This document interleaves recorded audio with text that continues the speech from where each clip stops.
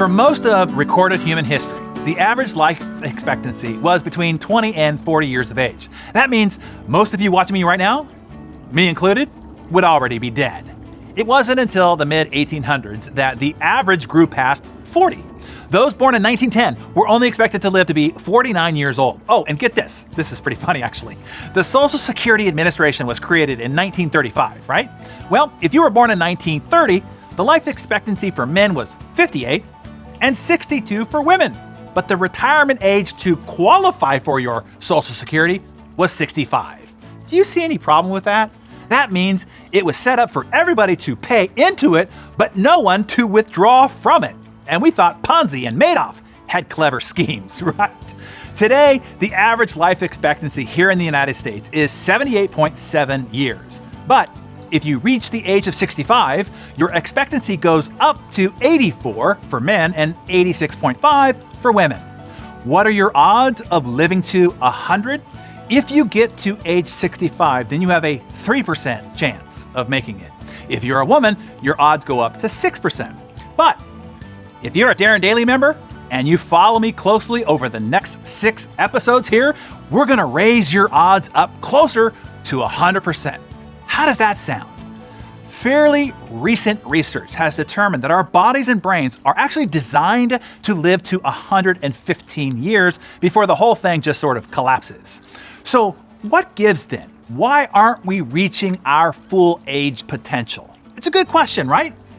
I thought so. So I started to do some heavy research on it. Well, after many TED Talks, Blue Zone books, and research reports from the Milken Institute, the Longevity Institute, the Stanford Center on Longevity, etc., let me simplify a half dozen of the most essential factors based on all that we know at this point. And hey, who knows? Maybe one day there will be a pill that we can take to all live to 100 plus. Or soon maybe we'll just upload our consciousness to a big database in the sky and leave our meat sack body behind like Elon Musk predicts.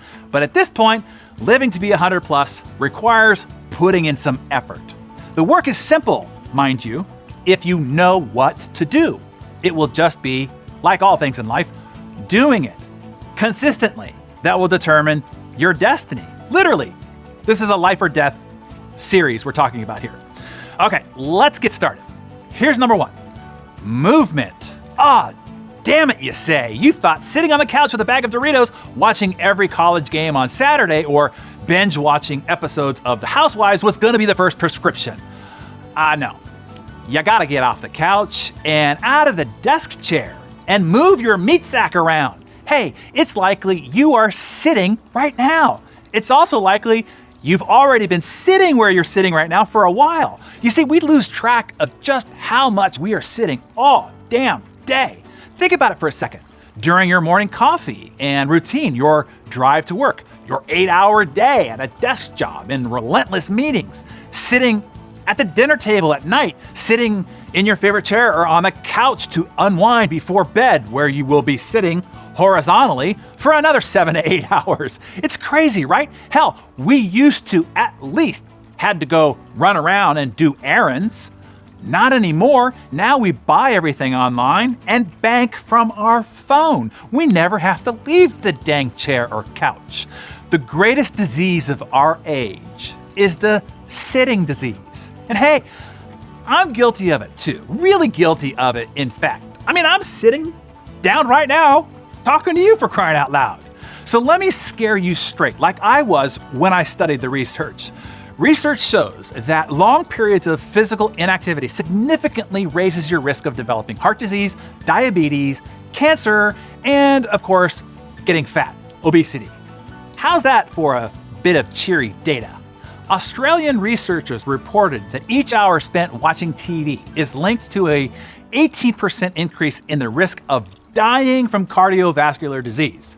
Probably because you're not only melting your brain along with your backside, you're doing it simultaneously.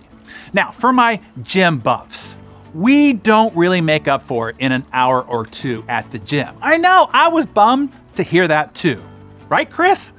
Longevity requires operating in our environment in a way that forces our body to move naturally without just focusing on it for 45 or 2 hours. If you don't want to go back to chasing down your food, wearing a loincloth, at least go for a walk to the store and lug home your bounty in your Lululemon and bright white Nikes. Better yet, create a garden and tend to it regularly. Walk or ride your bike to work. Take a walk at lunch. Go on walking meetings. Do your phone calls while walking around the parking lot. Take the stairs instead of the elevator. Heck, just get up from your desk at regular intervals to get water or to stretch. Here's what I've done. After reading this data, I now get up and do a set of downward dog stretches, push-ups, and jumping jacks at least 8 to 10 times a day, because I got a lot more living to do. So Darren Daily community, tell us what you will do or what you will do now to keep your body moving throughout the day.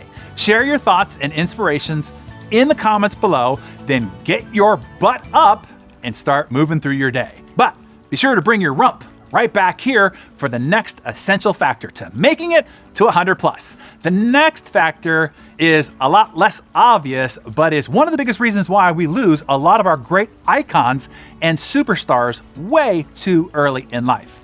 I don't want you leaving us too early, so be sure that you're back here for the next episode to learn what's next. I'll see you then.